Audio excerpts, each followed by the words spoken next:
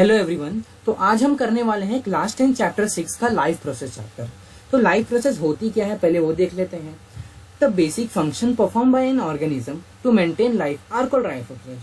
तो मतलब कि जो बेसिक फंक्शन हम परफॉर्म करते हैं अपने लाइफ को मेंटेन करने के लिए है उसे बोल सकते हैं लाइफ प्रोसेस।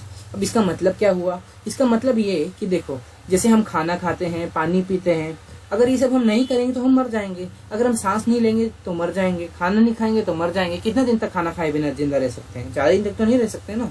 तो यही हम बोल सकते हैं लाइफ प्रोसेस, जो हमें हेल्प करती है जिंदा रहने के लिए। तो अब देखो, इस चैप्टर में हमें 4 टॉपिक दिए हैं जो हमें पढ़ने हैं। न्यूट्रिशन, रेस्पिरेशन, ट्रांसपोर्टेशन और एक्सक्रीशन। आप बोलोगे बे डाइजेशन क्यों लिखा है? न्यूट्रिशन में ही ये डाइजेशन आता है, इसलिए मैंने डाइजेशन उसके बाजू में लिखा है। तो ये 4 टॉपिक हम पढ़ने वाले हैं। तो देखो, हमारे जो एनसीईआरटी है इसमें क्या दिया है, एनिमल प्लांट्स दोनों के बारे में दिया है। तो इस चैप्टर में कैसे एनिमल में होता है वो पढ़ेंगे, या फिर जब कैसे प्लांट में होता है वो पढ़ेंगे। फिर रेस्पिरेशन भी वैसा ही एनिमल प्लांट्स दोनों में पढ़ेंगे। तो इस चैप्टर में क्या है, ज्यादा हमें क्या करना है, इस चैप्टर में ऐसा कुछ नहीं है सेल माइटोकॉन्ड्रिया ये सब कुछ नहीं है। इसमें सिर्फ हमें अपने बारे में पढ़ना है कि हम लोग खाना कैसे खाते हैं, वो पचता कैसे, हमें एनर्जी कैसे मिलती है, ये सब हमें बताया गया है इस चैप्टर में। तो नेक्स्ट पेज से हम शुरू करते हैं। तो अब हम स्टार्ट करेंगे न्यूट्रिशन और डाइजेशन से। तो ये 4 टाइप में वीडियो होगी, मतलब कि 4 भाग में वीडियो होने वाली है ये, क्योंकि मैं थोड़ा आपको डीपली समझाऊंगा, इसलिए मैं 4 भाग में इसके रखा हूँ। तो स्टार्टिंग में हम क्या करेंगे, न्यूट्रिशन और डाइजेशन को पहले पूरा समझेंगे ये क्या होता है। उसके बाद अलग अलग टॉपिक को, जो बाकी के 3 टॉपिक है उन्हें डिस्कस किया जाएगा। सो अब स्टार्ट करते हैं न्यूट्रिशन से। सो न्यूट्रिशन क्या होता है? देखो, जो हम खाना खाते हैं उसके बाद अंदर जाके हमें कुछ देता है वो। देखो, जो हम खाना खाएंगे उसके बाद वो कुछ एनर्जी प्रोवाइड करेगा या कुछ भी प्रोवाइड करेगा, तो उसे हम बोल सकते हैं न्यूट्रिशन। खाना ये समझ लो, आप इसको न्यूट्रिशन समझ लो। अब देखो, न्यूट्रिशन कितने टाइप के होते हैं? न्यूट्रिशन 2 टाइप के होते हैं। कौन से होते हैं? एक ऑटोट्रॉफिक होते हैं और एक हेटेरोट्रॉफिक होते हैं। कौन से होते हैं? ऑटोट्रॉफिक और हेटेरोट्रॉफिक। तो ऑटोट्रॉफिक में क्या होता है कि ऑर्गेनिज्म जो अपना खाना खुद से बनाते हैं उसे हम बोल सकते हैं ऑटोट्रॉफिक। ऐसे ऑर्गेनिज्म जो अपना खाना खुद से बना सकते हैं। अब इसमें कौन आएगा? इसमें आएंगे हमारे प्लांट्स अपना खाना खुद बना सकते हैं with the process of photosynthesis process से अपना खाना वो खुद बना देते हैं। अब उसके बाद देखते हैं हेटेरोट्रॉफिक क्या होता है। तो हेटेरोट्रॉफिक में क्या है, इसमें क्या है, 3 टाइप्स हैं, सेप्रोफाइटिक, पैरासाइटिक और होलोजोइक। तो हेटेरोट्रॉफिक ऐसे होते हैं जो अपना खाना खुद नहीं बना सकते, वो दूसरों पर डिपेंड रहते हैं। तो देखते हैं फर्स्ट क्या है। फर्स्ट है सेप्रोफाइटिक। तो सेप्रोफाइटिक कैसे खाना खाते हैं, ठीक है, इनका खाने का तरीका क्या है वो देखेंगे। Saprophytic, the mode of nutrition in which organism feed on dead decaying matter. तो ऐसे ऑर्गेनिज्म जो क्या करते हैं, मरे हुए, जैसे डेड डिकेइंग जो है मैटर, उसे खाते हैं। जैसे एग्जांपल दे दूं मैं कि समझो, हाँ, एक चूहे का एग्जांपल ले लेते हैं कि समझो एक चूहा है, वो रास्ते में मर गया है। कैसे मरा होगा? गाड़ी आके कुचल दी होगी। ये गंदी बात है, लेकिन एक बार आपको एग्जांपल के लिए बता रहा हूँ। तो देखो, एक दिन देखेंगे हम चूहे को, उस दिन उधर दिखता है हमें, अगले दिन देखते तो थोड़ा सा ही दिखता है, पूरे उसके अगले दिन देखते तो गायब ही हो जाता है वो चूहा। ऐसा क्यों होता है? ये होता है सेप्रोफाइटिक ऑर्गेनिज्म की वजह से। ऐसा क्यों? क्योंकि सेप्रोफाइटिक ऑर्गेनिज्म क्या करते हैं, वो ही उनका खाना रहता है, जो डेड डिकेइंग मैटर रहता है, जो मरे हुआ कुछ भी रहता है, जैसे मरा हुआ प्लांट या एनिमल कुछ भी रहे, वो उन्हें खा लेते हैं। इसे हम बोलते हैं सेप्रोफाइटिक ऑर्गेनिज्म। उसके बाद देखते हैं पैरासाइटिक क्या होता है। पैरासाइटिक होता है कि जो दूसरे के बॉडी से खाना निकाल के खाते हैं बिना उन्हें मारे। जैसे कि हमारे देखो पेट में कीड़े होते हैं, बहुत लोग ने बोला है ना, अपने पेट में कीड़े पड़ जाते हैं। तो वो भी होता है एक पैरासाइटिक, जो हमें मारता नहीं है और हमारे अंदर से न्यूट्रिशन भी ले लेता है, मतलब कि खाना भी ले लेता है। उसके बाद देखते हैं, एक और एग्जांपल ले लेते हैं। हम लोग मॉस्किटो का एग्जांपल ले सकते हैं। मॉस्किटो क्या करते हैं, हमें क्या करते हैं, डंक मारते हैं, डंक से हमारा खून चूस लेते हैं। तो खून चूस लेते हैं हमें बिना मारे, हमको बस थोड़ी सी खुजली होती है, तो बिना मारे वो हमारे अंदर से खाना लेके चले गए। तो इसे बोल सकते हैं पैरासाइटिक, जो दूसरे ऑर्गेनिज्म को बिना मारे उनके अंदर से क्या करे, खाना लेके चले जाए। तो जो ऑर्गेनिज्म रहता है जिसके अंदर से खाना लेके जाते हैं उन्हें बोलते हैं होस्ट। उसके बाद होलोजोइक क्या होता है, ऑर्गेनिज्म लिव ऑन और inside the body of their host. तो ये देखो, ये जो डेफिनेशन है ये मैंने गलती से 2 बार लिख दी है।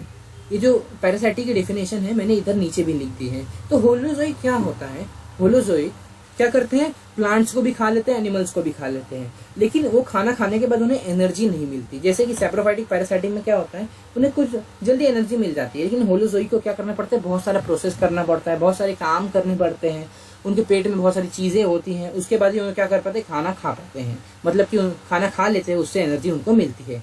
तो इस चैप्टर में हम पढ़ने वाले मेनली होलोजोइक के बारे में और ऑटोट्रॉफिक के बारे में। अब होलोजोइक क्या होता है वो हम देखेंगे। होलोजोइक होते हैं जैसे हम इंसान, एनिमल्स क्या करते हैं, हम लोग दूसरे के ऊपर डिपेंड रहते हैं, कौन किसके, प्लांट्स के भी, एनिमल्स के भी, सबके ऊपर डिपेंड रहते हैं, उनसे ही हमें खाना मिलता है। तो देखो ये हो गया हमारा टाइप्स ऑफ न्यूट्रिशन।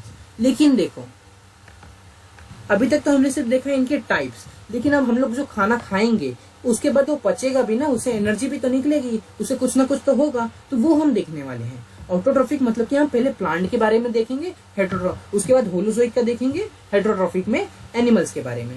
तो नेक्स्ट में से हम देखते हैं प्लांट के बारे में, जो है एक ऑटोट्रॉफिक। अब देखो प्लांट कैसे अपना फूड बनाता है, with the process of photosynthesis. तो फोटोसिंथेसिस से उसका फूड बनता है, इसलिए क्या है, हम लोग ने ये डायग्राम भी लिया है और फोटोसिंथेसिस इन ग्रीन प्लांट्स को समझा रहा हूँ।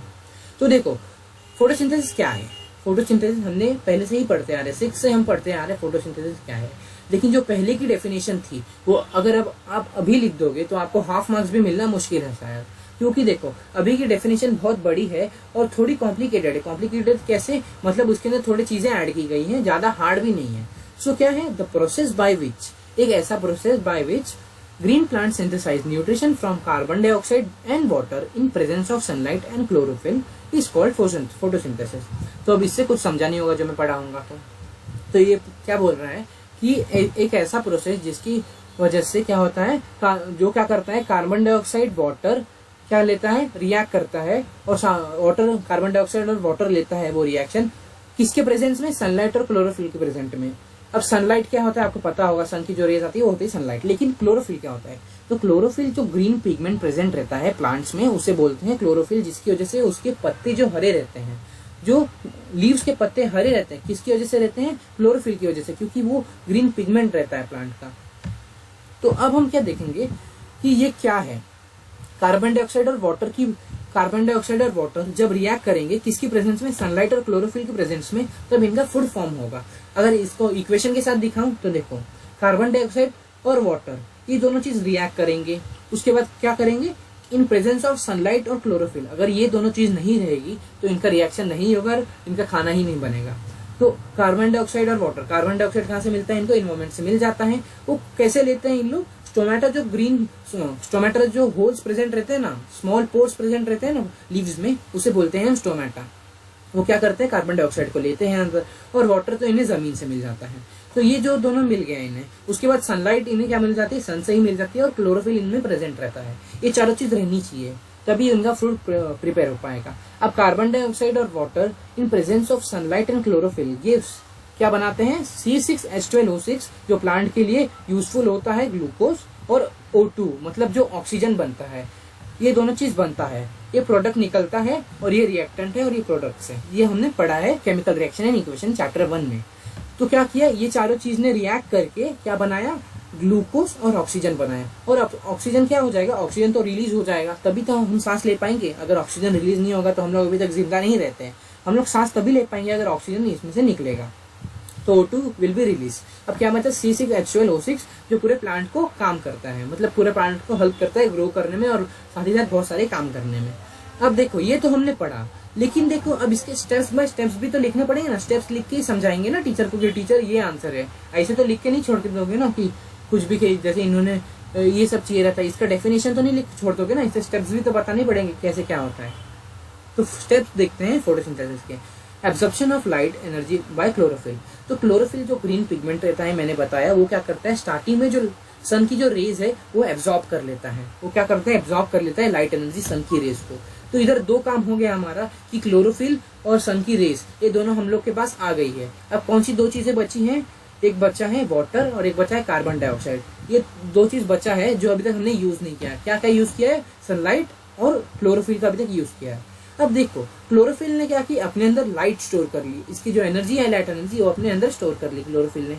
तो वो क्लोरोफिल कुछ क्या करेगा उस एनर्जी का वो देखेंगे। अब देखते हैं सेकंड पॉइंट क्या दिया है, conversion of light energy to chemical energy and splitting of water molecules into hydrogen and oxygen. तो अब जो देखो क्लोरोफिल ने क्या किया है, जो सनलाइट लाइट जो ली है, किससे ली है, सन से। अब वो क्या करते हैं, वो लाइट एनर्जी को क्या बना देता है केमिकल एनर्जी में, इसीलिए इन्हें क्लोरोफिल के अंदर से ही लाइट आती है। मतलब कि क्लोरोफिल ही उस लाइट को एब्जॉर्ब कर पाता है, क्योंकि वो क्या करता है केमिकल एनर्जी बनाता है लाइट एनर्जी से। अब इसने क्या बना दी, केमिकल एनर्जी बना दी क्लोरोफिल ने। अब ये क्या करेगा केमिकल एनर्जी, जो नीचे पानी प्रेजेंट रहता है, जो पानी क्या होता है पूरे प्लांट को दिया जाता है, वो क्या करता है क्लोरोफिल उसे ब्रेक डाउन करता है H2O, मतलब वाटर को क्लोरोफिल क्या करता है, जो उसने केमिकल एनर्जी बनाई सनलाइट की रेस को लेके, उसने केमिकल एनर्जी जो बनाई वो क्या करता है वाटर को ब्रेक करता है। वाटर को किस में ब्रेक करता है, ऑक्सीजन और हाइड्रोजन में। तो ये क्या क्या क्या देखा हमने अभी तक कि क्या करता है क्लोरोफिल एब्जॉर्ब करता है लाइट एनर्जी को, उसके बाद वो क्या करता है जो वाटर है वाटर को ब्रेक डाउन करता है वही लाइट से। क्लोरोफिल एब्जॉर्ब करता है लाइट को, उसके बाद वो लाइट से क्या करता है उसे केमिकल एनर्जी में कन्वर्ट करता है। उसके बाद वो क्या हेल्प करता है, वो हेल्प करता है वाटर को ब्रेक डाउन करने के लिए। किसमें, दो प्रोडक्ट में वो ब्रेक डाउन करता है, वो है ऑक्सीजन और हाइड्रोजन।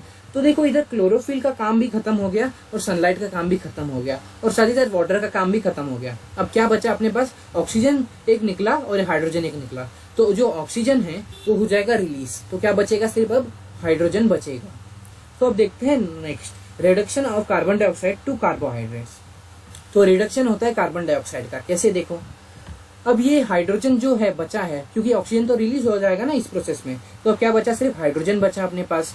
तो अब H2O को ब्रेक डाउन करके क्या बचा, सिर्फ हाइड्रोजन बचा।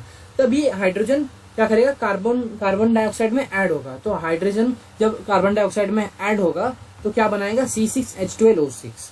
तो मतलब कि ये O2 जो है वो इधर जाके निकल जाएगा और ये हाइड्रोजन कार्बन डाइऑक्साइड के साथ रिएक्ट करेगा। तो देखो इसे रिडक्शन क्यों बोला गया है, क्योंकि addition of hydrogen is called reaction. अगर आपने केमिकल रिएक्शन एंड इक्वेशन नहीं पढ़ा है तो आपको ये रिडक्शन और ऑक्सीडेशन नहीं समझेगा। तो addition of addition of hydrogen add हुआ है CO2 में, इसलिए इसे बोला गया है reduction of carbon dioxide to carbohydrate. तो क्या है, ये जो H2 है प्लस CO2 गिव्स C6H12O6 जो हमने इसमें पढ़ा था। ये क्या करेगा, कार्बन डाइऑक्साइड और वाटर, कार्बन डाइऑक्साइड जो है वो क्या करेगा, H2 जो बचा है, अब O2 रिलीज हो जाएगा तो H2 बचेगा ना, तो H2 क्या करेगा, रिएक्ट करेगा कार्बन डाइऑक्साइड के साथ, क्योंकि वाटर का काम खत्म हो गया था, वाटर को कट कर दो इधर से। उसके साथ सनलाइट और क्लोरोफिल का भी काम खत्म हो गया है। अब एक ही चीज बचा, वो है कार्बन डाइऑक्साइड। कार्बन डाइऑक्साइड क्या करेगा, क्या करेगा, रिएक्ट करेगा हाइड्रोजन के साथ और बना लेगा उसका ग्लूकोज जो होता है C6H12O6। ये जो है आपको याद रखना पड़ेगा इक्वेशन, क्योंकि ये एग्जाम में पूछा जाएगा, जरूर पूछा जाता है, मोस्ट ऑफ द टाइम ये पूछा जाता है। और इसे बैलेंस करना भी पूछा जाता है, तो बैलेंस करना बहुत इजी है, आप ये कर सकते हो। अब देखते हैं नेक्स्ट। तो इससे पहले हम एक काम करते हैं कि जो अभी तक हमने पढ़ा, अभी तक स्टार्टिंग से अभी तक हम पढ़ते आए, जो इतनी बड़ी वीडियो बन गई, 13 मिनट हो गया, तो अब जो भी हमको समझा एक बार मैं क्वेश्चन आंसर आपसे पूछ लूं थोड़ा, ठीक है मैं पूछ लेता हूँ। तो देखो, which of this following is saprophytic, इनमें से क्या सैप्रोफाइटिक है। अब सैप्रोफाइटिक हमने पढ़ा था, सैप्रोफाइटिक, पैरासाइटिक और होलोजोइक, ये सब हमने पढ़ा है।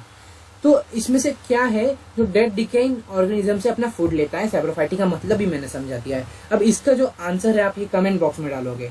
सैप्रोफाइटिक मतलब जो कि मरे हुए ऑर्गेनिज्म जो होते हैं उनसे फूड लेता है। अब ये जो है इसका आंसर आप डालोगे कमेंट सेक्शन में। साथ ही साथ अब एक और क्वेश्चन ले लेते हैं कि which of this following is not needed in the process of photosynthesis. ये बहुत इजी है, क्या चीज नहीं चाहिए रहती है फोटोसिंथेसिस में, ऐसी कौन सी चीज है जो चाहिए नहीं रहती है फोटोसिंथेसिस में, कार्बन डाइऑक्साइड, क्लोरोफिल, ऑक्सीजन या वाटर, ये भी आप कमेंट में डाल सकते हो। अब देखते हैं हम नेक्स्ट। तो न्यूट्रिशन हमने देखा, न्यूट्रिशन क्या होता है हमने देखा, उसके बाद देखा कि न्यूट्रिशन से क्या होता है, प्लांट कैसे अपना फूड बनाता है, प्लांट का देखा हमने, प्लांट का हमने समझा। अब प्लांट का तो देख लिया, लेकिन हमने क्या पढ़ना है, दो चीजें पढ़नी है, प्लांट का भी पढ़ना है और एनिमल का भी पढ़ना है। तो अभी तक हमने प्लांट का ही पढ़ा है, अब देखते हैं एनिमल में। तो अब हम देखेंगे कि एनिमल में कैसे डाइजेशन होता है, कैसे हम खाना खाते तो हमें एनर्जी मिलती है। तो अब ये नेक्स्ट स्लाइड से डिस्कस करेंगे। तो अब देखो डाइजेशन हम लोग का स्टार्ट हो चुका है। तो डाइजेशन पहले बताओ क्या होता है, मतलब कि डाइजेशन का काम क्या होता है, हमें क्यों करना पड़ता है डाइजेशन, डाइजेशन क्यों करना पड़ता है, उससे क्या मिलेगा हमें। ये क्या होता है? तो डाइजेशन क्या करता है, वो कॉम्प्लेक्स फूड को सिंपल फूड में कन्वर्ट करता है। कॉम्प्लेक्स फूड क्या होता है, जैसे हम देखो इतनी मोटी मोटी रोटी खाते हैं, इतने मोटे मोटे सब चीज खाते हैं, चावल खाते हैं, अब इतने मोटे मोटे सब चीजें होते हैं और हम लोग का पेट इतना छोटा सा होता है, तो उसमें कैसे जाता है सब, उसकी वजह से हमें एनर्जी कैसे मिलती है, क्या होता है वो हम देखेंगे। कॉम्प्लेक्स तो डाइजेशन का मतलब सिर्फ एक ही चीज होता है कि जो हम लोग मोटा मोटा चीज कॉम्प्लेक्स फूड खाते हैं, बहुत कॉम्प्लेक्स रहता है वो, उसे सिंपल फॉर्म में कन्वर्ट करता है। जैसे हम मोटी मोटी रोटी खाते हैं तो उसे वो सिंपल फॉर्म में कन्वर्ट करता है, तो इसे बोलते हैं हम डाइजेशन। इसलिए हमें ये डाइजेशन करना पड़ता है। सो पहले मैं आपके मन से ये डाउट हटा दूं कि जो डाइजेशन है, डाइजेशन की वजह से हमें एनर्जी नहीं मिलती है। तो बहुत लोग सोचते हैं कि किस चीज से एनर्जी मिलती है, डाइजेशन की वजह से। डाइजेशन की वजह से एनर्जी नहीं मिलती। वो एनर्जी हमें किससे मिलती है, जो डाइजेशन करने के बाद जो सिंपल फॉर्म हमें बचता है वो क्या करते हैं, ब्लड ट्रांसपोर्ट करती है पूरे बॉडी में। तो मतलब डाइजेशन से सिर्फ क्या करते हैं, कॉम्प्लेक्स फूड को सिंपल बनाया जाता है, डाइजेशन से एनर्जी हमें नहीं मिलती। तो ये आपको याद रखना है, एग्जाम में ये पूछा जाता है। बहुत लोग को पता नहीं रहता कि डाइजेशन से हमें एनर्जी नहीं मिलती। डाइजेशन का काम सिर्फ एक ही रहता है कि वो जो कॉम्प्लेक्स फूड है, जो मोटी मोटी चीजें होती हैं, उसे एकदम सिंपलर फॉर्म में, एकदम छोटे छोटे चीज में बना देता है और उससे एनर्जी नहीं मिलती। तो आपको ये याद रखना है कि डाइजेशन से एनर्जी नहीं मिलती। एनर्जी किससे मिलती है, वही हम ये चैप्टर में पढ़ने वाले हैं। तो अब देखो पहले डाइजेशन कैसे होता है हमारे अंदर। तो देखो पहले हम क्या करते हैं, हम खाना खाते हैं तो मुंह से खाना खाते हैं, तो माउथ से खाना खाते हैं हम। उसके बाद ये क्या है, ये पाइप से जाता है नीचे। ये कौन सा पाइप रहता है, ये ईसोफेगस रहता है। ये पाइप से जाता है नीचे, उसे हम बोलते हैं ईसोफेगस। ईसोफेगस से जाने के बाद ये क्या जाते हैं, ये जाता है खाना अपने स्टमक में। स्टमक में क्या होता है, और छोटा हो जाता होगा। स्टमक में क्या होता है, छोटा हो जाता होगा, फूड कॉम्प्लेक्स से थोड़ा सिंपल आ जाता होगा। उसके बाद क्या होता है, स्टमक से क्या जाता है, ये स्मॉल इंटेस्टाइन में जाता है। ये जो छोटा सा जो इंटेस्टाइन है, स्मॉल इंटेस्टाइन में जाता है। और ये जो स्मॉल इंटेस्टाइन है, यहाँ ही ज्यादातर डाइजेशन होता है, बहुत पूरा डाइजेशन इधर ही होता है, स्मॉल इंटेस्टाइन में। उसके बाद जो स्मॉल इंटेस्टाइन है, इसमें क्या करते हैं, लीवर एक जूस सेक्रेट करती है और पैनक्रियाज भी एक जूस सेक्रेट करते हैं। तो वो हम देखेंगे चैप्टर में आगे। उसके साथ ही साथ उसके बाद स्मॉल इंटेस्टाइन से होके ये क्या जाती है, लार्ज इंटेस्टाइन में जाती है।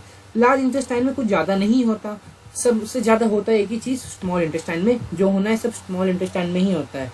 लार्ज इंटेस्टाइन में जो वेस्ट रहता है वो इधर से मूव होके क्या जाता है, एनस के थ्रू जाता है और वो क्या जाता है, बाहर निकल जाता है। जो हम शिट करते हैं वो होता है एनस के थ्रू बाहर निकल जाता है। तो अब हम देखने वाले हैं एक एक करके कि कहाँ से डाइजेशन स्टार्ट होता है, फिर क्या होता है, वो हम देखने वाले हैं। सो फर्स्ट देखो, हम लोग का डाइजेशन स्टार्ट मुंह से, मतलब कि माउथ से ही हम लोग का डाइजेशन स्टार्ट हो जाता है। अब वो कैसे, देखो जब हम खाना खाते हैं तो हमारे जो दांत रहते हैं उसको क्या करते हैं, क्या देखो एक चीज कहा जाती है कि हम लोग को 32 बार चबाना चाहिए। चबाने से क्या होता है, फूड स्टार्टिंग में ही छोटा हो जाता है। तो मतलब कि डाइजेशन कहाँ से स्टार्ट होता है, डाइजेशन मुंह से ही स्टार्ट हो जाता है। माउथ में जब फूड जाता है वहां से डाइजेशन स्टार्ट हो जाता है। तो हम लोग क्या करते हैं, फूड को चबाते हैं। उसके बाद देखो हमारे जो अंदर है क्या करते हैं, सलाइवरी ग्लैंड्स रहती हैं। सलाइवरी ग्लैंड्स रहती है हमारे अंदर, ये ऊपर साइड भी रहती है और नीचे साइड भी रहती है। वो क्या करती है, सलाइवा को बनाती है। देखो जो हमारे मुंह में लार आती है, जिसे हम बोलते हैं लार, वो होती है सलाइवा, उस बनाती है। अब सलाइवा में क्या होता है, हम लोग जो खाना खाते हैं वो क्या करता है, सलाइवा जो है उसे क्या करता है, सॉफ्ट बना देता है। लेकिन वो सॉफ्ट क्यों बनाता है, उसमें ऐसा क्या है, तो सलाइवा में हम लोग एक चीज प्रेजेंट रहती है, मतलब एक चीज सलाइवा में प्रेजेंट रहती है। वो क्या रहती है, हमें उसे केमिकल भी बोल सकते हैं। एक केमिकल प्रेजेंट रहता है सलाइवा में, क्या रहता है वो, सलाइवरी अमाइलेज। सलाइवरी अमाइलेज जो रहता है वो क्या करता है, हमारे जो हम लोग खाना खाते हैं उसे एकदम सॉफ्ट बना देता है, ताकि क्या हो, आगे जाए जब डाइजेशन में इजीली हेल्प हो। तो देखो इधर दो काम हुआ कि हम लोग का दांत जो है वो फूड को थोड़ा छोटा कर देता है चबा चबा के। तो मतलब माउथ से ही हमारा डाइजेशन स्टार्ट हो जाता है। तो उसके बाद क्या करता है, मुंह में ही क्या होता है, जो सलाइवरी अमाइलेज होता है, जो मैंने बोला सलाइवा सीक्रेट क्या करता है, सलाइवरी अमाइलेज जो होता है वो क्या करता है, जो हम लोग ने खाया स्टार्च मतलब होता है कार्बोहाइड्रेट्स, मतलब कि जो हमने खाना खाया उसमें से जो कार्बोहाइड्रेट्स या फिर कॉम्प्लेक्स कार्बोहाइड्रेट रहता है, जो खाना खाया सिर्फ उसमें से सिर्फ क्या करता है, ये कार्बोहाइड्रेट जो है वो क्या करता है, कन्वर्ट कर देता है शुगर में या फिर ग्लूकोज में कन्वर्ट कर देता है। क्या स्टार्च क्या करता है, स्टार्च को कन्वर्ट कर देता है शुगर में, या फिर बोल सकते हैं ग्लूकोज में। वो क्या करता है, कौन करता है ये करता है सलाइवरी अमाइलेज। तो आपको याद रखना है कि ये जो सलाइवरी अमाइलेज रहता है वो कन्वर्ट करता है स्टार्च को शुगर में, मतलब कि कार्बोहाइड्रेट्स भी इसे बोल सकते हो। वो क्या करता है, कार्बोहाइड्रेट्स कन्वर्ट करता है शुगर में। तो आपको ये याद रखना है कि हमारे माउथ में क्या प्रेजेंट रहता है, सलाइवा। सलाइवा के पहले क्या आता है, सलाइवरी ग्लैंड्स प्रेजेंट रहता है, वो सिक्रेट करता है सलाइवा। और सलाइवा के अंदर क्या होता है, सलाइवा के अंदर होता है सलाइवरी अमाइलेज। सलाइवरी अमाइलेज क्या होता है, वो एक ऐसी चीज रहती है जो क्या कर सकती है, जो कन्वर्ट करती है स्टार्च को शुगर में, या फिर बोल सकते हैं कार्बोहाइड्रेट्स को शुगर में। अब उसी के साथ ही साथ ये क्या करती है, ये तो फूड को सॉफ्ट भी बनाती है, और साथ ही साथ इसके अंदर ऐसे चीजें प्रेजेंट रहती है जिसे हम बोल सकते हैं लाइसोसोम्स जो रहते हैं वो क्या करते हैं, कभी कभी देखो हम लोग बिना हाथ मुंह धोए, मतलब कि हाथ धोए कुछ भी खा लेते हैं, तो उसके साथ हमारे मुंह में थोड़ी बैक्टीरिया भी चले जाती है। तो लाइसोसोम्स क्या करती हैं कि वो बैक्टीरिया को किल करने का भी काम करती हैं। तो इधर क्या हुआ, माउथ का तो हम लोग का काम हो चुका है कि माउथ में क्या होता है, माउथ में सलाइवा प्रेजेंट रहता है, सलाइवा सेक्रेट कर, सलाइवा के अंदर रहता है सलाइवरी अमाइलेज, सलाइवरी अमाइलेज के क्या करता है, वो कन्वर्ट करता है स्टार्च को शुगर में, और उसके बाद वो सलाइवा में और ऐसी चीज प्रेजेंट रहती है जो है लाइसोसोम्स ऐसी चीज रहती है जो हमारे बॉडी में जो बैक्टीरिया रहती है उसे मार देती है पहले ही, और वो फूड को भी सॉफ्ट बना देती है सलाइवा। तो अब हम देखते हैं माउथ का तो पूरा काम हो गया। जो काम था माउथ का मैंने आपको बता दिया कि माउथ में क्या होता है, कैसे हम खाना खाते, खाना को कैसे चबाया जाता है। अब खाना थोड़ा सा इधर क्या हुआ, सिंपल हो गया हमारा फूड। तो देखो इधर हम लोग को क्या मिला, इधर हमको एक चीज मिली जो है शुगर। इधर हमको एक चीज मिल चुकी है जो है शुगर, स्टार्च को कन्वर्ट कर दिया है शुगर में, तो शुगर हमें एक चीज मिल चुकी है।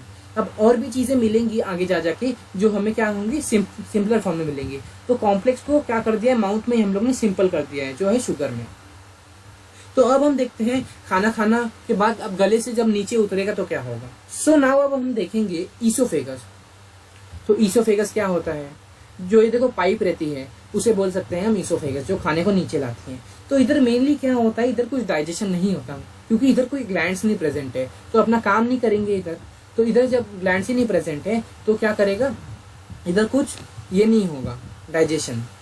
तो ये जो पाइप रहती है, इस पाइप से नीचे क्या आता है, हमारा फूड आता है और वो जाता है स्टमक में। अब इधर एक कोई ग्लैंड्स नहीं प्रेजेंट रहती, इधर डाइजेशन नहीं होता। लेकिन ये कैसे आता है, ये जो फूड है वो कैसे आता है, वो आता है पेरिस्टाल्टिक मूवमेंट्स के थ्रू। वो कैसे, देखो जब हम खाना को गले से मतलब खाते हैं उसके बाद वो गले से नीचे उतरता है, तो जब वो गले के इधर जाता है तो क्या होता है, उधर पेरिस्टाल्टिक मूवमेंट्स होते हैं। मतलब कि क्या करता है, जो आगे चमड़ी है बंद चालू होती रहती है, कि जैसे वो बंद हुई तो आगे पुश होता है खाना, फिर चालू होती है, खूब बंद होती है, खुलती है, बंद होती है, खुलती है, जिससे क्या होता है खाना आगे पुश होता है और जाता है स्टमक में। इसको बोलते हैं हम पेरिस्टाल्टिक मूवमेंट। और अगर आपको एग्जाम में लिखना हो या फिर अगर आपको इंग्लिश में जानना हो तो इसका मतलब होता है कि रिदमिक कॉन्ट्रैक्शन एंड रिलैक्सेशन। मतलब कि क्या होता है, पहले बंद होता है खुलता है, बंद होता है खुलता है। आप इससे याद रख सकते हैं कि रिदमिक कॉन्ट्रैक्शन एंड रिलैक्सेशन होता है ईसोफेगस में, जो हेल्प करता है खाने को नीचे जाने के लिए। तो अब ईसोफेगस के बाद हमारा फूड आ जाता है स्टमक में। अब देखते हैं स्टमक में क्या होता है। तो स्टमक की जो लाइनिंग है उसमें क्या रहते हैं प्रेजेंट, गैस्ट्रिक ग्लैंड्स प्रेजेंट रहते हैं। और गैस्ट्रिक ग्लैंड्स जो रहते हैं वो कुछ रिलीज करते हैं। वो क्या रिलीज करते हैं, गैस्ट्रिक जूसेस रिलीज करते हैं। अब गैस्ट्रिक जूसेस के अंदर क्या होता है, वो 3 प्रकार की जूसेस को रिलीज किया जाते हैं। जो स्टमक में हमारा फूड आया, अब ये क्या करते हैं, जैसे ही फूड आता है वो 3 प्रकार की चीज, जो भी चीजें हैं गैस्ट्रिक जूसेस जो है वो रिलीज कर देते हैं। पहले तो देखो हाइड्रोक्लोरिक एसिड HCl और पेप्सिन और म्यूकस। अब ये 3 चीज क्या है, अरे हाइड्रोक्लोरिक एसिड ये हमारे पेट में कैसे है, अगर हाइड्रोक्लोरिक एसिड हमारे पेट में रहेगा तो हमारा पेट जल जाएगा, क्योंकि क्या है बहुत ज्यादा कॉन्सेंट्रेशन के साथ रहता है, बहुत ज्यादा रिएक्ट करता है, ये बहुत क्या है, बहुत हार्ड एसिड है ये। तो ये हमारे पेट में क्या करता है, तो ये हम देखने वाले हैं। तो इसमें क्या प्रेजेंट रहता है हमारे स्टमक में, HCl, पेप्सिन और म्यूकस। तो HCl क्या करता है और पेप्सिन, HCl पेप्सिन को एक साथ जोड़ के चलना। जो HCl रहता है वो क्या करता है, पेप्सिनोजेन को पेप्सिन में कन्वर्ट करता है, फैसिलिटेट्स पेप्सिन एक्शन। मतलब कि जो पहले देखो पेप्सिन जो रहता है वो इम्प्योर फॉर्म में रहता है, जो बोल सकते हैं हम पेप्सिनोजेन। तो सेकंड देखो और फर्स्ट देखो, एक साथ देखना। जो पेप्सिनोजेन रहता है, HCl क्या करता है, वो HCl जो क्या करता है, पेप्सिनोजेन के पास जाके रिएक्ट करता है उसके साथ, फिर क्या करता है, वो बोलता है एक्टिव करता है, मतलब कि जो इनएक्टिव पेप्सिनोजेन है वो एक्टिव करता है, जिसको बना देता है वो पेप्सिन। नहीं समझे तो एक बार देखो, ये जो पेप्सिन रहता है वो क्या करता है, प्रोटीन को डाइजेस्ट करने के लिए हेल्प करता है। क्या करता है, पेप्सिन हमारा प्रोटीन डाइजेस्ट कर रहा है, डाइजेशन के लिए हेल्प करता है। तो अब क्या करता है, ये जो HCl है वो जाता है पेप्सिनोजेन के पास। पेप्सिनोजेन जो है वो एक इम्पेयर फॉर्म में रहता है, तो क्या करता है, वो बंद रहता है, मतलब उसे चालू करने के लिए जाता है HCl। HCl जब उसे चालू कर देता है तो जो पेप्सिनोजेन है वो डायरेक्टली कन्वर्ट हो जाता है पेप्सिन में। तो अभी समझे क्या, अभी भी नहीं समझे तो देखो, जो पेप्सिनोजेन होता है पहले वो क्या करता है, इनएक्टिव फॉर्म में रहता है। पेप्सिन रहता है पहले इनएक्टिव फॉर्म में, जिसे हम बोल सकते हैं पेप्सिनोजेन। तो HCl जब इसके साथ जाके रिएक्ट करता है, बोलता है कि जाओ पेप्सिन में बदलो, तो जाता है वो पेप्सिन में बन जाता है। तो HCl का क्या काम रहता है कि वो पेप्सिन को क्या करता है, एक्टिवेट्स पेप्सिन एक्शन, या फिर बोल सकते हैं फैसिलिटेट्स पेप्सिन एक्शन, जो क्या करता है, पेप्सिन को चालू करता है। अब पेप्सिन क्या करता है, अब हमारे पेट में जो खाना आया उसमें से जो प्रोटीन डाइजेशन का काम रहता है वो क्या करता है, पेप्सिन करता है। पेप्सिन क्या करता है, डाइजेस्ट करता है प्रोटीन को। तो HCl हमने समझा कि क्या करता है, वो एक्टिव करता है पेप्सिनोजेन को पेप्सिन में। उसके बाद पेप्सिन क्या करता है, पेप्सिन को डाइजेस्ट करता है हमारा प्रोटीन। और इधर आके HCl क्या है, एक एसिड है, तो हमारे इधर आके फूड एसिडिक हो जाता है। अब ये देखो, HCl एक एसिड है, तो हमारा पेट फट के बाहर आ जाएगा, मतलब कि पेट में से होल होके बाहर आ जाएगा HCl, क्योंकि HCl बहुत एक रिएक्टिव क्या रहता है, रिएक्टिव एसिड रहता है। रिएक्टिव एसिड नहीं बोल सकते हैं हार्ड एसिड रहता है। तो इसलिए जो थर्ड हम पढ़ते हैं कि म्यूकस क्या करता है, कि प्रोटेक्ट करता है हमारे स्टमक के वॉल्स को। तो म्यूकस जो रहता है वो कवर करके रखता है पूरे स्टमक को, जिसकी वजह से जो HCl है वो क्या करता है, स्टमक के बाहर नहीं जा सकता। तो यहाँ क्या हमने समझा कि म्यूकस जो रहता है वो प्रोटेक्ट करता है HCl को क्या करने से, बाहर ना जाने से। अगर HCl बाहर गया तो हम लोग क्या हो जाएगा, जो पूरा पेट है वो सब खराब हो जाएगा, स्टमक पूरा खराब हो जाएगा, जिसकी वजह से हम मर सकते हैं। तो क्या है, म्यूकस हमें प्रोटेक्शन देता है HCl से, कि HCl हमारे पूरे जो हम लोग पूरा जिंदा है वो हमें मार न डाले। म्यूकस ये हमें प्रोटेक्ट करता है। तो म्यूकस का बहुत मेन काम रहता है, अगर म्यूकस नहीं रहेगा तो ये सब कुछ नहीं होगा। तो म्यूकस एक मेन चीज है। अब देखो, ये जो हमने खाना खाया, अब जब वो पेट में गया, HCl उसमें प्रेजेंट है, तो वो क्या करता है, प्रोवाइड करता है एसिडिक मीडियम, मतलब कि अब हमारा फूड क्या हो सकता है, कन्वर्ट हो गया है एसिड में, एसिडिक फूड हो चुका है। तो देखो, अब इधर से हमें क्या मिला, प्रोटीन मिला, प्रोटीन डाइजेशन का काम करता है। तो इधर से हमें क्या हुआ, प्रोटीन डाइजेस्ट हुआ, और हम लोग का उधर क्या था, स्टार्च डाइजेस्ट हुआ था, माउथ में हम लोग का हुआ था स्टार्च डाइजेस्ट। अब इधर क्या हुआ है, प्रोटीन डाइजेस्ट। अब देखते हैं अब आगे जाके क्या होता है। और अब इसके बाद देखो, अब हम लोग का स्टमक से निकल के अब हम लोग का आ गया है क्या, फूड आ गया है स्मॉल इंटेस्टाइन में। स्मॉल इंटेस्टाइन में ही सबसे ज्यादा क्या होता है, डाइजेशन का काम होता है। तो स्मॉल इंटेस्टाइन में 3 चीज प्रेजेंट रहते हैं, डिओडिनम, जेजुनम और इलियम। तो ये तीनों चीज प्रेजेंट रहता है। ये क्या करता है, स्मॉल इंटेस्टाइन में प्रेजेंट रहता है, और ये तीनों भी मिलकर एक जूस सेक्रेट करते हैं। लेकिन इसमें डिओडिनम का काम बहुत रहता है, वो कैसे आगे देखते हैं। तो अब आ गए हैं हम स्मॉल इंटेस्टाइन के पास। तो जो स्मॉल इंटेस्टाइन में है उधर ही सबसे ज्यादा डाइजेशन होता है। अगर हमारे पास स्मॉल इंटेस्टाइन नहीं होगा तो डाइजेशन होगा ही नहीं अच्छे से, उस वजह से हमें एनर्जी नहीं मिलेगी। तो अब देखो, हमारा खाना जब स्मॉल इंटेस्टाइन में आ गया, जैसे ही हमारे स्मॉल इंटेस्टाइन में खाना आता है तो वैसे ही क्या होता है, जो लीवर रहता है वो क्या करता है, बाइल जूस और बाइल सॉल्ट को इधर भेज देता है। कैसे भेजता है, लीवर जो है बाइल जूस और बाइल सॉल्ट सीक्रेट करता है, मतलब कि लीवर जो है, ये जो लीवर है वो बाइल जूस और बाइल सॉल्ट बनाता है। अब बाइल जूस क्या करती है, bile juice make the food alkaline. तो मतलब कि देखो, अभी तो हम लोग का फूड क्या था, एसिडिक बन गया था। कैसे, HCl की वजह से हम लोग का फूड एसिडिक बन गया था। तो अब क्या करेगा, ये जो बाइल जूस है, पहले तो वो क्या करेगा, जो हम लोग का जो अल्कलाइन कर देगा फूड को, कैसे, बेसिक बना देगा। एसिड और बेसिक मिलकर क्या बन जाते हैं, neutral. Acid plus base gives neutral. तो अल्कलाइन मतलब ये हो गया एक बेस। बाइल जूस एक बेस की तरह काम करता है।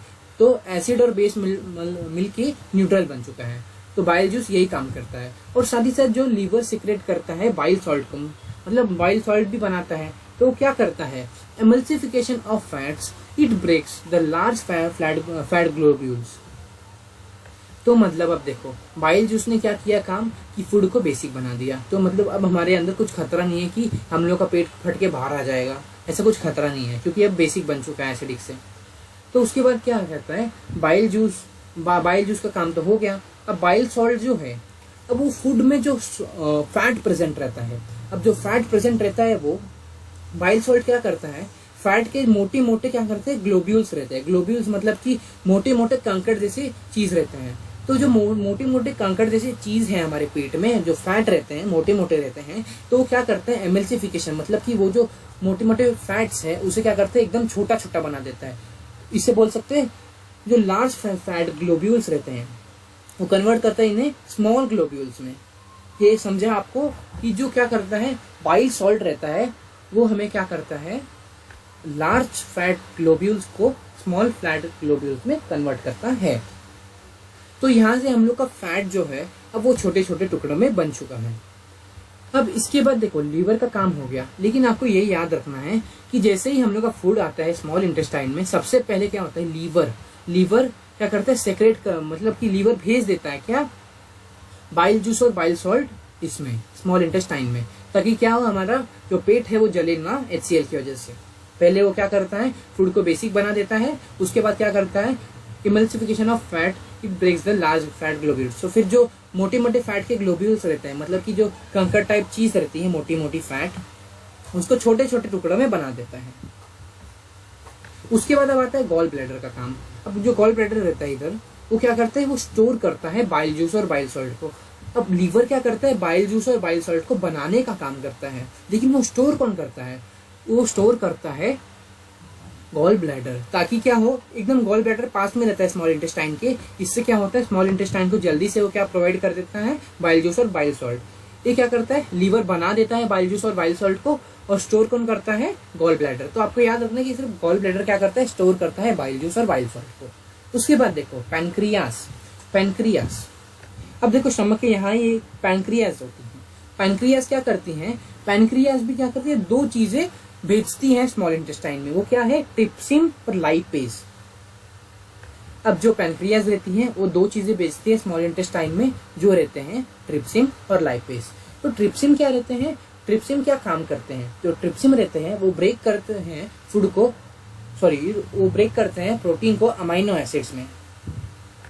सो देखो जो पेप्सिन ने क्या भेजा था, पेप्सिन ने भेजा था प्रोटीन। पेप्सिन ने प्रोटीन को क्या किया था, प्रोटीन को डाइजेस्ट किया था। अब क्या करता है, अब देखो अब क्या मिला उसको, प्रोटीन मिल गया, उसको डाइजेस्ट करता है। तो देखो और बचा खुचा जो भी चीज रहता है और प्रोटीन जो रहता है वो क्या करता है, अब ये ट्रिप्सिन करता है उसको ब्रेक डाउन।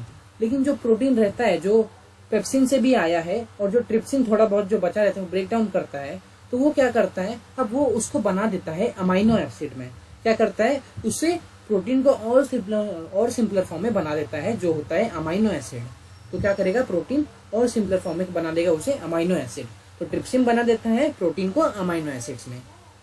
अब देखो अब ये होता है लाइपेज। अब जो लाइपेज रहता है वो क्या करता है, ब्रेक करता है इमल्सिफाइड फैट को। मतलब कि देखो अब इधर क्या किया था हमने, जो बाइल सॉल्ट रहता है वो क्या करता है, ब्रेक करता है फैट को। बड़े जो ग्लोब्यूल्स रहते हैं, ग्लोब्यूल्स मतलब बड़े बड़े टुकड़े, वो क्या करते हैं, उन्हें छोटे छोटे टुकड़ों में कन्वर्ट करता है। हमने इतना देखा, और इसे बोल सकते थे हम इमल्सिफिकेशन बोल सकते थे। तो अब जो इमल्सिफाइड फैट हुआ है, जो छोटा छोटा बन गया है फैट, अब वो क्या करेगा, लाइपेज क्या करता है, उसको क्या करता है, उससे भी और क्या कर देता है, छोटा कर देता है। मतलब कि उसे और इजियर कर देता है ब्लड को एब्जॉर्ब करने के लिए, मतलब कि और इजियर बना देता है उसे। कैसे, फैट को कन्वर्ट कर देता है वो फैटी एसिड में। जो छोटे छोटे जो फैट के जो ग्लोब्यूल्स बने हैं, लार्ज ग्लोब्यूल से जो छोटे छोटे ग्लोब्यूल्स बने हैं, वो क्या करता है, वो कन्वर्ट कर देता है फैट को फैटी एसिड एंड ग्लिसरॉल में। तो मतलब लाइपेज क्या करता है, लाइपेज कन्वर्ट करता है फैट को फैटी एसिड एंड ग्लिसरॉल में। अब इसके बाद देखो हमने क्या क्या पाया, हमने तो देखो स्टार्टिंग में हम लोग को क्या मिला था, हमको मिला था शुगर। किससे मिला था, जो कार्बोहाइड्रेट्स था उसको क्या किया था हमने, सलाइवरी जो ग्लैंड रहती है उसने क्या सेक्रेट किया था, सलाइवरी अमाइलेज से बनाया था। तो उससे हमें क्या मिल गया था, उससे मिल गया था हमें शुगर।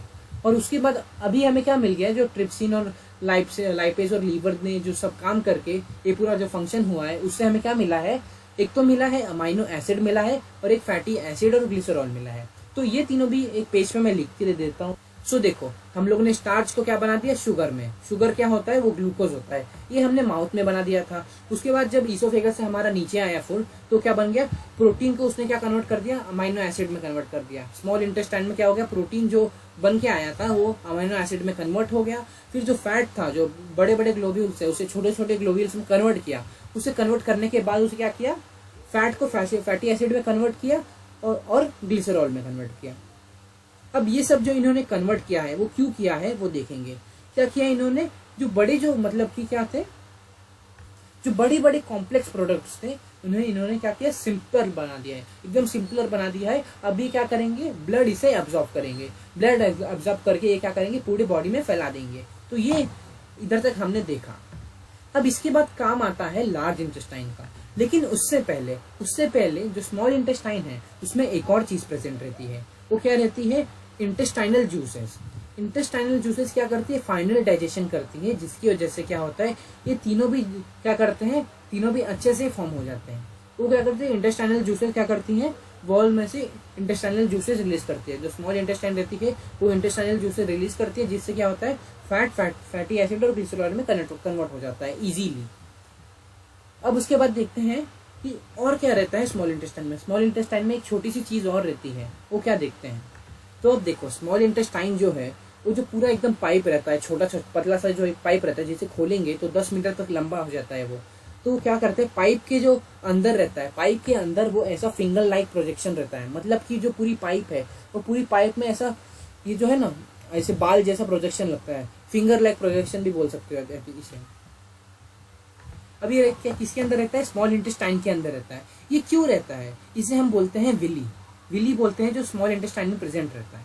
तो अब देखो, जो ये शुगर है, जो ये अमाइनो एसिड है, जो फैटी एसिड और ग्लिसरॉल है, ये सब जो है, अब ये क्या होगा, इसका क्या काम क्या होगा। अब ये क्या करेगा, हमें एनर्जी देगा। लेकिन ऐसे कैसे एनर्जी देगा, तो ये क्या करता है, जो विली रहती है, स्मॉल इंटेस्टाइन में प्रेजेंट रहती है विली, वो क्या करती है, ये जो शुगर, अमाइनो एसिड और फैटी एसिड और ग्लिसरॉल है, वो क्या करते हैं, विली की हेल्प से पूरे बॉडी में फैले जाते हैं। क्योंकि विली के नीचे क्या रहता है, ब्लड वेसल्स कनेक्ट रहते हैं। विली के नीचे रहते हैं ब्लड वेसल्स कनेक्टेड। तो क्या करते हैं, विली सप्लाई करता है फूड ब्लड वेसल्स को। उसके बाद then food blood vessel take the food to each and every cell of the body. तो विली सप्लाई करता है फूड किसको, ब्लड वेसल्स को। और उसके बाद वो जो ब्लड वेसल्स रहती हैं वो क्या करती हैं, पूरे बॉडी को सप्लाई करती हैं। तो आप सोचोगे कि ये फिंगर लाइक प्रोजेक्शन क्यों है, वो प्लेन अगर पाइप होता तो भी हो सकता था ना ऐसा। लेकिन देखो, फिंगर लाइक प्रोजेक्शन इसलिए है ताकि क्या हो, कि जो starch, amino acid, fatty acid और ग्लिसरॉल ये सब जो बना है वो ज्यादा टाइम तक रुके, ताकि क्या हो, वो जो ब्लड वेसल्स हैं, या फिर बोल सकते हैं जो विली है, वो इसे एब्जॉर्ब करके ज्यादा चीज भेज सके इसे ब्लड वेसल्स को। तो इसलिए ये क्या करते हैं, विली क्या रहता है, फिंगर लाइक प्रोजेक्शन जो रहता है वो प्रेजेंट रहता है स्मॉल इंटेस्टाइन में। तो अब देखो, यहाँ हमारा डाइजेशन पूरा कंप्लीट हो चुका है। जो स्मॉल इंटेस्टाइन में ही पूरा डाइजेशन हो जाता है। आपको इतना समझना है कि जो स्मॉल इंटेस्टाइन रहती है उसमें ही फाइनल डाइजेशन, मतलब कि पूरा डाइजेशन हो जाता है। और ये हमारे एंड प्रोडक्ट्स रहते हैं जो हमें मिलते हैं। तो अब देखते हैं हम लार्ज इंटेस्टाइन। लेकिन इससे पहले अगर आपने हमारे चैनल को सब्सक्राइब नहीं किया है, अभी तक हम लोग आधे घंटे के ऊपर की वीडियो बन चुकी है, अगर आपने हमारे चैनल को सब्सक्राइब नहीं किया है तो प्लीज हमारे चैनल को सब्सक्राइब कर दीजिए और एक प्यारा सा लाइक का बटन दबा दीजिए। तो अब आता है हमारा लार्ज इंटेस्टाइन। इधर कुछ ज्यादा डाइजेशन होता ही नहीं है।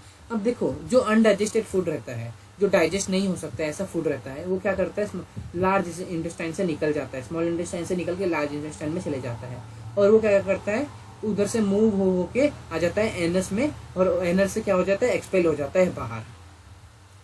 तो देखो, हमने क्या पढ़ा कि जो अनडाइजेस्टेड फूड रहता है स्मॉल इंटेस्टाइन से लार्ज इंटेस्टाइन में आता है, और वो क्या करता है, एनस के थ्रू बाहर निकल जाता है। लेकिन अब देखो, इसके अंदर एक छोटा सा काम रहता है लार्ज इंटेस्टाइन के अंदर, कि अब देखो, जो ज्यादा वाटर रहता है, मतलब थोड़ा पानी रहता है उसमें, जितना भी पानी रहता है किसमें, अनडाइजेस्टेड फूड में, वो क्या करता है, उसको रीअब्जॉर्ब कर लेता है, मतलब वापस एब्जॉर्ब कर लेता है। जो पानी बचता है किसमें, अनडाइजेस्टेड फूड में, वो एब्जॉर्ब कर लेता है। कौन, लार्ज इंटेस्टाइन ऑब्जॉर्ब कर लेता है।